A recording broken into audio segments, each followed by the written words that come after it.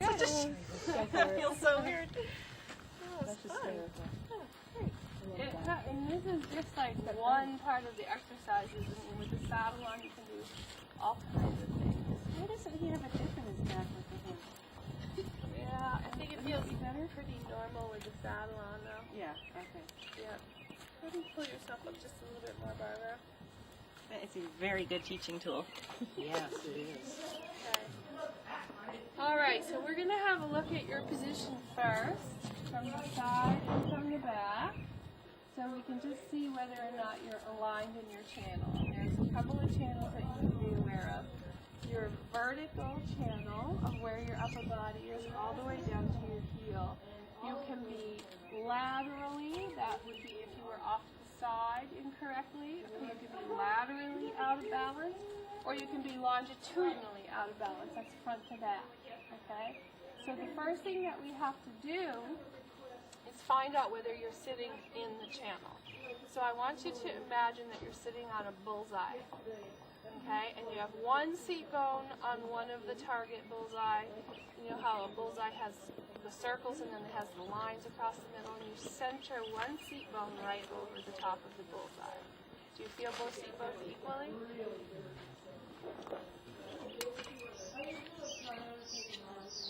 Okay, which one feels heavier? Your right one. Because this is how it looks. This is why I can tell that. If I'm looking at you, this is what it looks like. See how my right hip is dropped? That's your right hip is dropped, and you have more weight on your right seat bone. So take your legs away from him, and then let them relax down, and then take them away, and then relax down. When you take them away, you should be able to feel both of your seat bones equally, because your thigh won't be pressing yourself off the horse in one place or another. So can you feel them equally now? Okay. So how about our vertical channel is pretty good.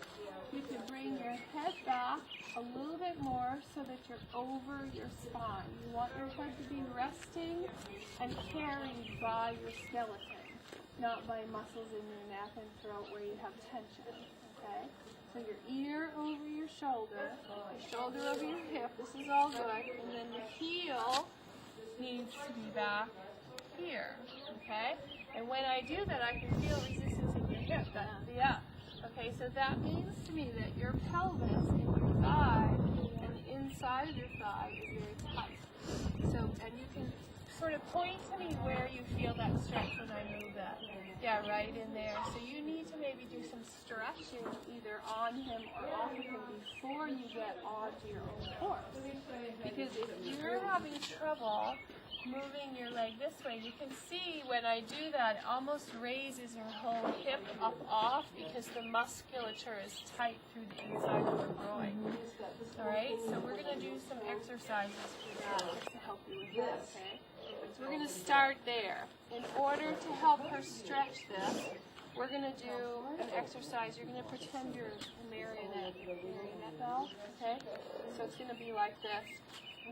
You're going to pretend you're going to pull your foot up, and you're going to bend your knee as far as you can and let that lower leg come all the way up. Yep, and then relax it, and then up, and relax it, and then up, and relax it. Very good. Now, just move your heel back underneath your hip. Does that feel any different? A little bit looser. All right, so do another set of 3. All the way up, and then relax, all the way up, and relax, and then all the way up, and relax, and now just a little bit. Beautiful. Feel it here a little bit. Yep, because you're using your lower back muscle here to help you pull your heel up, and then that's stretching the inside of your thigh. So let's do one more set on the other side so that we make sure we balance both, and now relax it. And you can see that as she gets looser, the rest of her body doesn't move as much when she stretches out that leg. So her leg and her seat is independent from the rest of her body. All right, so do they feel equal now, Barbara? Can you move them easily up and down? Yep. Good. All right, so now you're going to get him moving in the walk.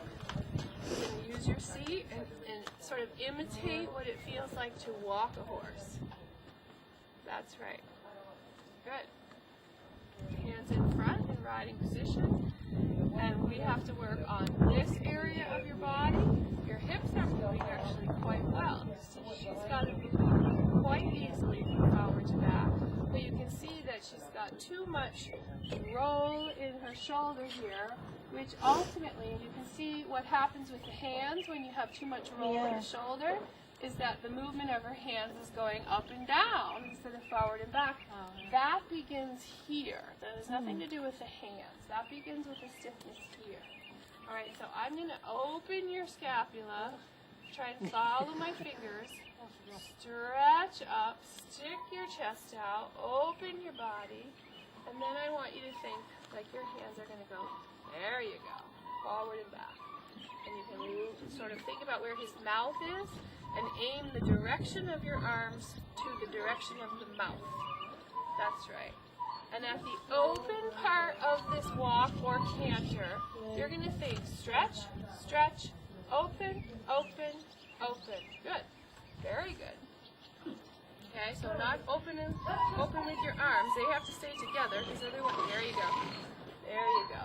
Very good. So on the third beat, if we were cantering, it would be now, now, now. Right? Can you feel that? Yep. Okay, say that for me. Now, now, now. Right. So on the word now, I want you to lift your sternum and ribs. Now, lift, lift, lift. Hands towards the mouth. Perfect. Perfect. Okay, take a break. Where do you feel that workout? Everywhere? Where don't you feel that workout? Definitely feel it in your lower back. Do you think you're moving that much on your horse? Your own horse? I don't think so. I don't think so. And I think this is why we all need to be really aware of how much our own bodies move to encourage or discourage our own horse's movement. So our seat can be a driving seat or our seat can be a retarding seat to slow the horse down. All right, so now I want you to pick up the contact, Barbara. And I want you to do the same thing that you just did.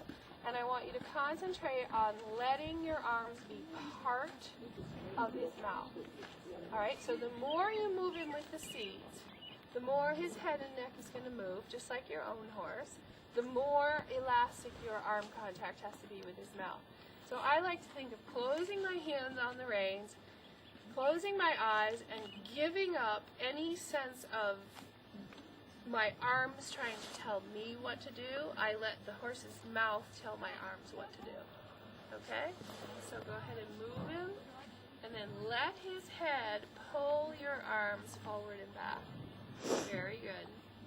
And the more movement you make, the better practice it is. There you go. You see how on the third beat, say it for me. Now, now, now. You see how her arms are open on the third beat? That's the big, big, big problem in a lot of people's canter is that they don't finish the stride on the third beat of the canter. And then the horse gets bumped, bumped, bumped. And then your horse comes either off the bit, or he breaks, or he tosses his head up in the air, or he leans in.